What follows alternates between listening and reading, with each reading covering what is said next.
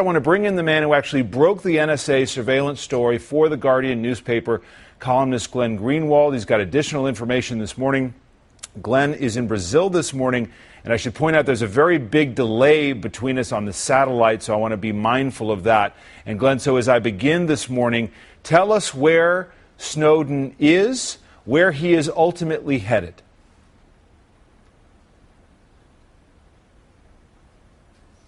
Well, I think the where he is question is one that you just answered, which is he's on a commercial flight to Moscow. Where he's ultimately headed is unknown. In every conversation that I've had with him over the last 3 weeks, he has stressed that the key context for every decision that he's making is, as McClatchy reported this morning, the Obama administration has been engaged in an unprecedented war against whistleblowers, people who bring transparency to what they're doing.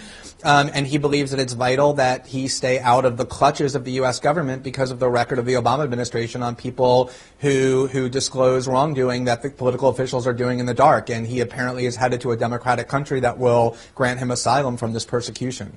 So he does not intend to return to the United States. He intends to fight extradition.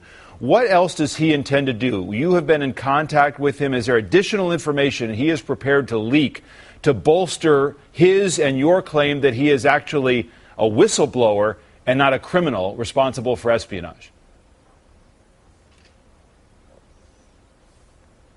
Sure. I think the key definition of whistleblower is somebody who brings to light what political officials do in the dark that is either deceitful or illegal.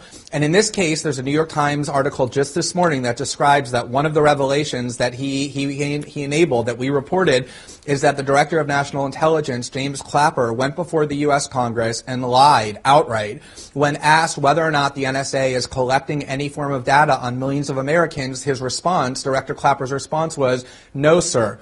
As the New York Times said today, even Clapper has had to say that that statement was absolutely false. And the very first conversation I ever had with Mr. Snowden, he showed me the folder in which he had placed the documents and labeled it NSA lying to Congress that proved, as we reported, that the NSA is bulk collecting the phone records of millions of Americans indiscriminately, exactly what Clapper denied to the Congress was being done. As for illegality, the New York Times also said today that the bulk spying program exceeds the Patriot Act, and there's a FISA court opinion that says that the U.S. government, that the NSA, engaged in unconstitutional and illegal spying on American citizens. That court opinion is secret, but he showed me documents discussing internally in the NSA what that court ruling is, and that should absolutely be public. With regard to that specific FISA opinion, isn't the case, based on people that I've talked to, that the FISA opinion, based on the government's request,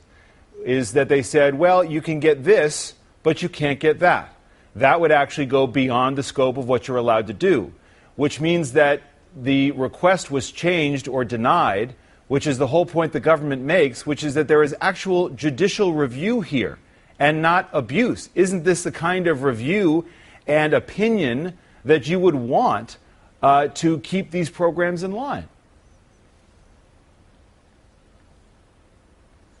I don't know what government officials are whispering to you, David, but I know that the documents that I have in my possession and that I have read from the NSA tell a much different story, which is that there was an 80-page opinion from the FISA court that said that what the NSA is doing in spying on American citizens is a violation of both the Fourth Amendment and the bounds of the statute. And it specifically said that they are collecting bulk transmissions, multiple conversations from millions of Americans, not just people that are believed to be involved in terrorist organizations or working for a foreign agent, and that this is illegal.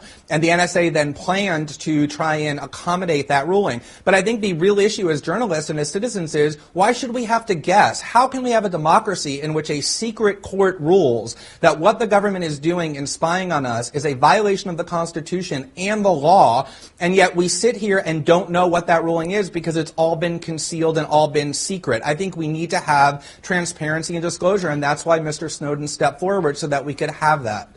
There are reports that he's ultimately headed to Venezuela. Is that your understanding?